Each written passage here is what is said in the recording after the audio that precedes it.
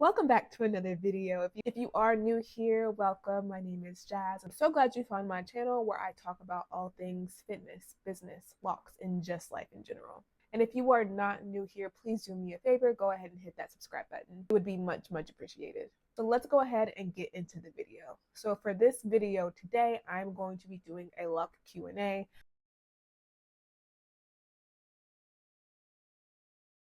I'll be answering some questions from some of the comments in my other lock videos. Let's go ahead and get into these questions. So the first question I have is from Stacy Brim 9702.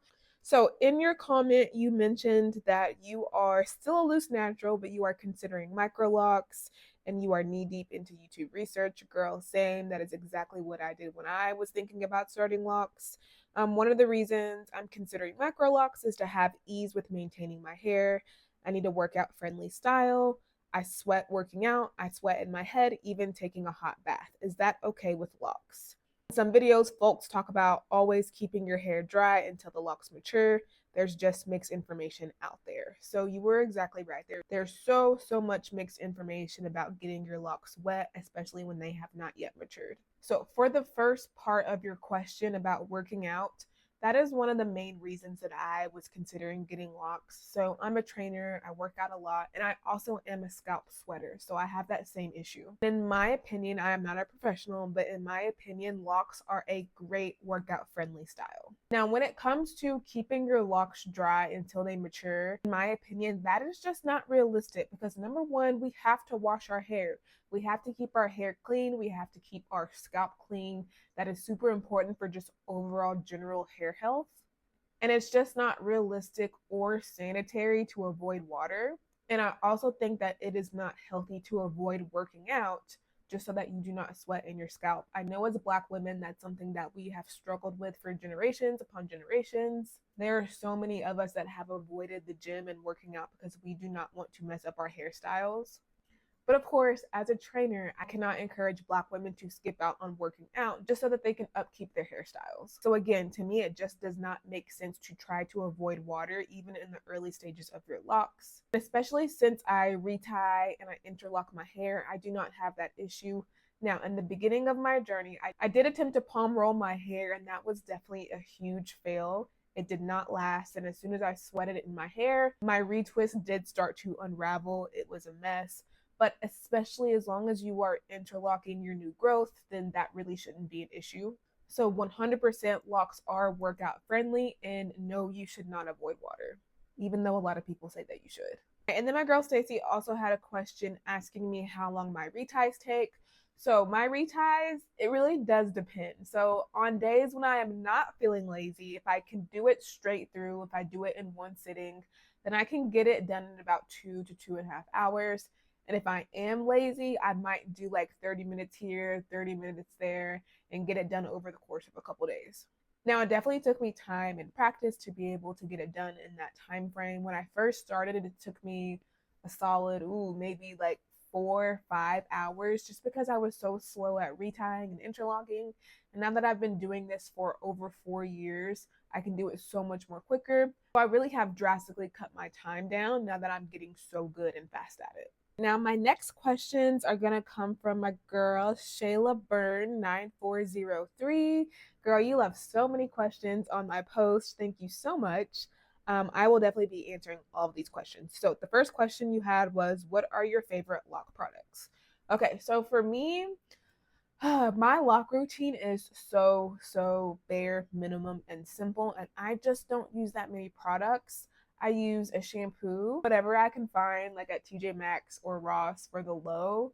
I am not particular about what kind of shampoo I use at all, as long as it makes my hair feel good and clean. I do have this refreshing hairspray that I use pretty much daily, and it is from Oyin. I think that's how you say it, Oyin. I meant to bring the bottle down here with me to show you guys in the video, but I left it upstairs. And I'm not going back upstairs. So I'm just going to insert a picture of that product here into the video. It's by Oyin Handmade. This product I definitely love. I use it every day as just like a spritz, a refresher to refresh my locks every day. The second question is, do you trim your locks or consider cutting them for a style like in a bob? So for trimming my locks, yes, I have trimmed my locks a couple of times, and it's typically just like the locks on the lower half of my head. So last year I had a lock that was like way longer than the rest of my locks. So I will like trim up the ends just to get them a little more even. As you can see, like they're not super even, and I'm not really concerned of them being exactly the same size, like a blunt cut straight across. I'm really not that particular about it. But like this lock was like inches and inches longer than the rest of them, so I did go ahead and cut that. Now, when it comes to if I'll ever cut my locks into a style like a bob, absolutely not. I think lock bobs are very cute, but no, I would never like actually cut my locks into a bob. Like I wouldn't want to be committed to that hairstyle. I ever color my locks. So I actually technically have colored my locks before, a couple times actually, like super early on in my lock journey. I did do a box dye of like a reddish auburnish type color, and then I did it again a couple years later. You probably can't see it in this video, but the bottom of my locks are just like a little bit lighter than the top of my locks because now that super faint color is growing out. I did not bleach my locks when I did this, so the color just was not very vibrant at all. It didn't take super well, but when I am in the sun, you can kind of see the color gradient, how it's darker and then it goes slightly lighter to like a brownish, almost reddish type color. So, yes, I definitely would color my locks. I kind of already have, but I am super nervous about bleaching my locks. I would love to have a more vibrant, more noticeable color, but I know that that requires bleaching. And that's just something that I'm super nervous about doing. I would never do it myself. I would definitely go into a hairstylist and have them do it. But I'm also nervous about the damage that bleach might cause to my locks. So I don't know, y'all. Like, I'm up and down about that. All right, next question Shayla had, are you still using the 2-point rotation? Yes, I am definitely still using the 2-point rotation. I don't ever see myself doing anything but. It's just easier, it's quicker. So yeah, I think I'm always going to stick to my 2-point rotation for sure. And were there any lock regrets or struggles, any lessons you learned from having locks? So as far as regrets are concerned, I have absolutely zero regrets about my locks. This is the best hair decision I have ever made in my entire life. Maybe the only thing that comes close is when I stopped getting relaxers just because they were so damaging to my hair. But after that, locks are the best hair decision I've ever made. Absolutely no regrets there. When it comes to like struggles, yes, I definitely had struggles. I would say that the period that I struggled the most, which most people would probably agree, would be that awkward stage where my locks weren't fresh baby locks, but they also weren't mature yet. They were in that in between, just awkward, unruly, really hard to style stage. My locks just wanted to do whatever they wanted to do. And that period probably lasted for about, I would say, a year and a half, 2 years. And it was never to a point where I regretted or like wanted to cut them off or comb them out, but it was extremely frustrating. And you do learn that you really do have to trust the process. It is a practice of patience. So I wouldn't say my lock journey necessarily taught me patience, but it was just a reminder that this is just something that you're going to have to practice patience with. And that's one of my biggest pieces of advice when it comes to people that are considering locking their hair. I 100% recommend locking your hair, but you are going to have to trust the process. You're going to have to go through that awkward stage. You're going to have to go through shrinkage. It definitely depends person to person, but in general, it does take a while for your hair to mature and for your locks to drop. It's a process, and you're just going to have to get through it. It really requires patience. So I would say that's definitely a lesson or a practice that locks is going to teach you or help you remember, is that you have to trust the process and you have to be patient. Ooh, this is a good question. How did your friends and family take you getting locks? I will say that everybody took it pretty well. Nobody really was like, oh, locks? You're getting locks? I don't think that's something that you should do. I really didn't like experience that. But at the same time, I also didn't really talk about it to them beforehand. I kind of just popped out with locks. And that's something that I kind of do a lot with my friends and family, is like, I don't always necessarily like run things by them. I'm just kind of like, hey, I've been thinking about doing this for X amount of time, and yeah, I'm going to do it. Or I pop out already having done it. So it's definitely not something that they try to talk me out of or anything, because I had already done it.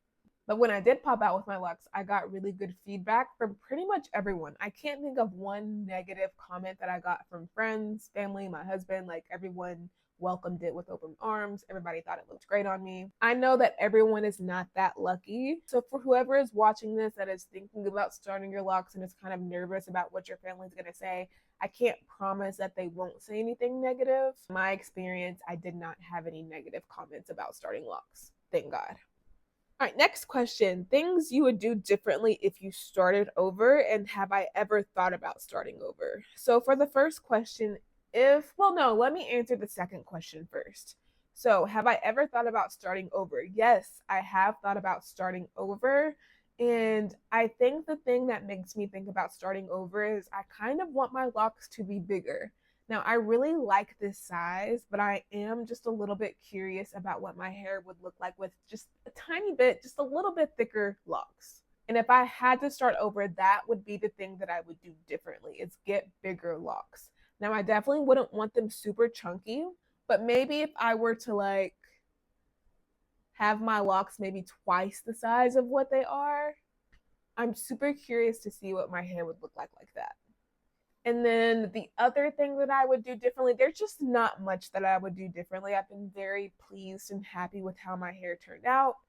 But the only other thing that I can think of that I would do differently is I would get a trim before starting my locks, because when I was a loose natural, like, I tried to do everything DIY, including trim and cut my hair.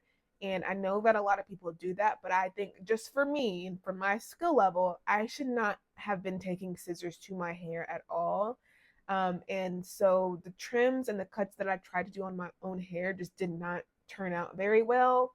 Like, the top of my hair is like a lot shorter than the bottom of my hair, and my hair already naturally grows in layers. I just feel like the length difference of the hair on the top of my hair and the front of my hair versus the bottom is just like very different. And it's probably not that big of a deal to you guys, but I'm in my hair every day and I really notice it and I don't love it.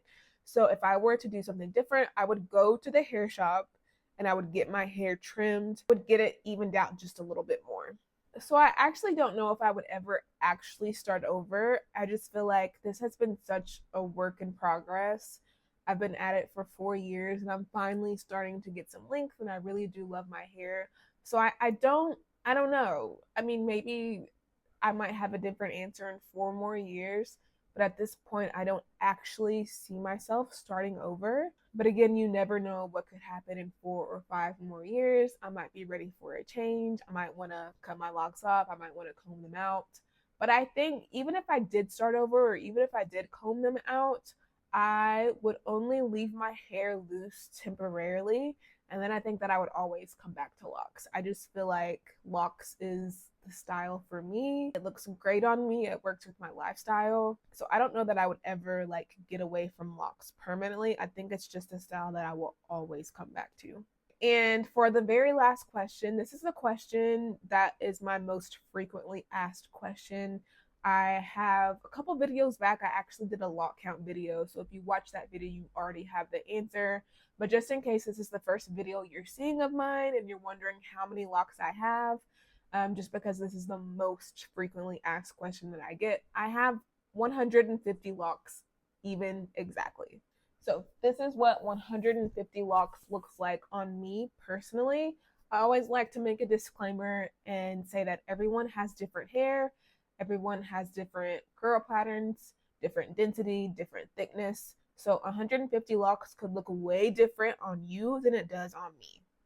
But for me, for my hair, I have 150 locks and this is what it looks like. I'm going to go ahead and wrap it up here for this lock Q&A video. If you guys have any more questions at all about my locks, go ahead and leave it in the comments and I can make another video. I do these Q&A videos ever so often, so I will cover these questions in the next Q&A video that I do. If you made it this far in this video, please don't forget to like, share, subscribe,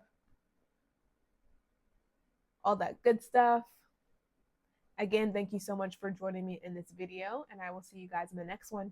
Bye.